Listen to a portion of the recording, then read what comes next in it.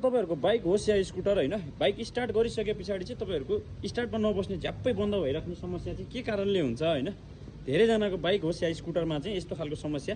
देखिरहेको हुन्छु हैन र धेरै जनाले कमेन्टमा सोध्नु पनि हुन्छ आखिर के कारणले चाहिँ यो समस्या हुन्छ र यस समस्याको समाधानको हल कसरी गर्ने त भनेर मैले भिडियो बनाइदिएको छु भिडियो पुरै अन्तसम्म हेर्नु होला र त्यस्तै यो बाइकमा पनि सेम समस्या थियो कस्टमरको भनाइ के छ भन्दा जाममा रोक्न बित्तिकै 1 मिनेट पनि स्टार्टमा बस्दैन एस्केलेटर चाहिँ यसरी समय राख्नुपर्ने छ समस्या भनेर भन्नुभयो र स्टार्ट गर्दाखेरि पनि एस्केलेटर चाहिँ नबटारिकन चाहिँ बाइक स्टार्ट हुँदैन भनेर भन्नुभयो र यो समस्याको यदि तपाईहरुको पनि बाइकमा छ भने समाधान कसरी गर्ने भिडियो पुरै हेर्नुस् है त जस्तै यो बाइकको समस्या एकछिन हेर्नुस् है त मैले चाबी अन गरेँ अब बाइक स्टार्ट गर्दैछु बाइक स्टार्ट हुँदैन हेर्नुस् है त बाइक स्टार्ट हुँदैन अब यो स्टार्ट गर्नलाई चाहिँ के गर्नु पर्यो भन्दाखेरि जस्तै यसरी एस्केलेटर थोरै लिएर स्टार्टमा राखिरहनलाई चाहिँ मैले हात यसो गरिराख्नु पर्ने समस्या छ यो बाइकमा हैन अब मैले यो एस्केलेटरबाट हात यसरी छोड्छु बाइक बन्द भयो फेरि हेर्नुस् है त स्टार्ट गर्नलाई चाहिँ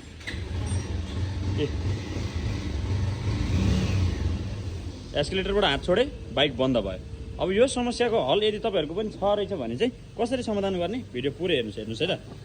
यस्तो अवस्थामा चाहिँ हाम्रो बाइकको के भएको हुन्छ या स्कुटरको के भएको हुन्छ भन्दाखेरि हाम्रो यो कार्बुरेटर भयो हैन यो बाइकको चाहिँ आरपीएम पुगेको छैन हैन जुन पिस्टन चाहिँ रनिङ हुँदाखेरि पर मिनेट 1000 आरपीएम या 1200 आरपीएम मा चाहिँ हाम्रो सेट हुन्छ त्यति अवस्थामा मात्र हाम्रो पिस्टन चाहिँ क्र्याङ्केसले राउन्डिङ गर्ने हुन्छ त्यो बेलामा चाहिँ हाम्रो गाडीको हाम्रो बाइकको या स्कुटरको चाहिँ आरपीएम बाइक अनुसार मोडल अनुसार या स्कुटरको मोडल अनुसार 1000 देखि 1200-1500 सम्म चाहिँ राख्नुपर्ने हुन्छ त्यसै गरेर चाहिँ यो बाइकको यहाँनिर तपाईले देख्न सक्नुहुनेछ यस्तो स्प्रिङवाला चाहिँ स्क्रु एउटा दिएको हुन्छ हैन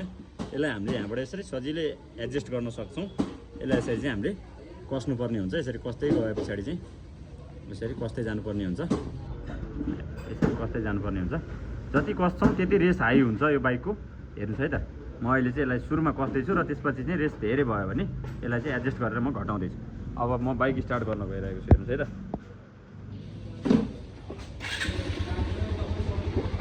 बाइक चाहिँ मैले स्टार्ट गरिसकेको छु र बाइक पनि तपाईको वान ट्याप स्टार्ट भएको छ हेर्नुस् है त मैले फेरि यसलाई अन गरेँ बाइक वान ट्याप स्टार्ट भएको छ तर यसको आरपीएम भने चाहिँ ठ्याक्क 0 देखि 2000 को बीचमा यानी कि यो 1500 भन्दा अगाडि पनि राख्न मिल्यो र यसको चाहिँ थोरै बढी भएको छ आरपीएम मैले यसलाई घटाउँदै छु हेर्नुस् है त यहाँबाट यसरी फेरि यसलाई लुज गर्नुभयो भने आरपीएम रेस घट्छ हेर्नुस् है त यहाँ घटेपछि तपाईको यहाँ यो पोइन्टमा आएर ठ्याक्क बस्छ यसरी हेर्नुस् है त